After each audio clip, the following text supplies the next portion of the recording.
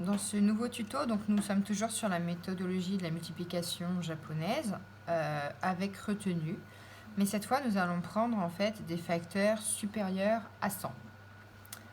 Donc, nous avons ici le produit de 321 par 13. On voit que dans notre premier nombre, nous avons donc 3 centaines, 2 dizaines, 1 unité. Et dans l'autre, du coup, on a 1 dizaine et 3 unités. Donc, on va commencer par nos centaines. Donc, j'en ai 3. Je vais donc à cet endroit tracer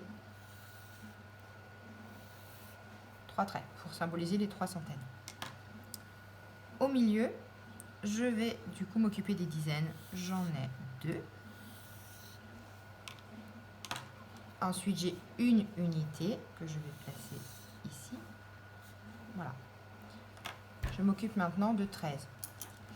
Mon chiffre des dizaines, donc j'en ai 1. Donc je vais le tracer ici. Et ensuite, j'ai 3 unités dans 13 que je vais tracer à cet endroit. Je me retrouve avec cette fois 4 zones. Alors, pour bien les délimiter, on a celle-ci.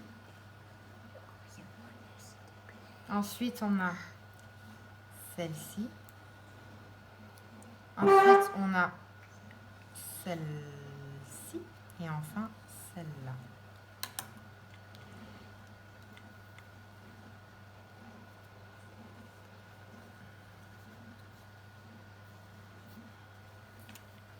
Je vais compter comme les précédentes tutos, pour les précédentes multiplications que nous avons fait, on va compter le nombre de nœuds. Donc ici j'en ai 3, ici j'en ai 6, plus 1, j'en ai donc 7, ici j'en ai 2, 5, 6,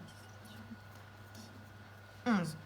On a vu dans la version précédente que on ne peut pas, comme dans toute opération, marquer du coup nos deux chiffres ici. Donc mon 1, ma dizaine qui marque, mon 1 qui marque la dizaine du coup, va passer en retenue à cet endroit. Donc je n'ai pas besoin d'écrire ici. Et enfin je compte mes nœuds. Donc là j'en ai 3. 3 plus 1, ça me fait donc 4.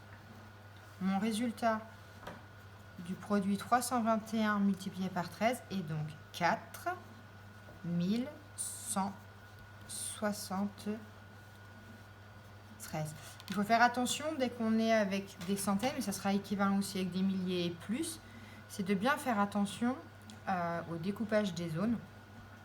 Donc il y a bien 4 zones à partir du moment où on va compter avec des facteurs supérieurs à 100. Voilà, et du coup, on fait attention à ce que ce soit bien aligné pour pouvoir compter les bonnes zones. Voilà, c'est terminé pour aujourd'hui.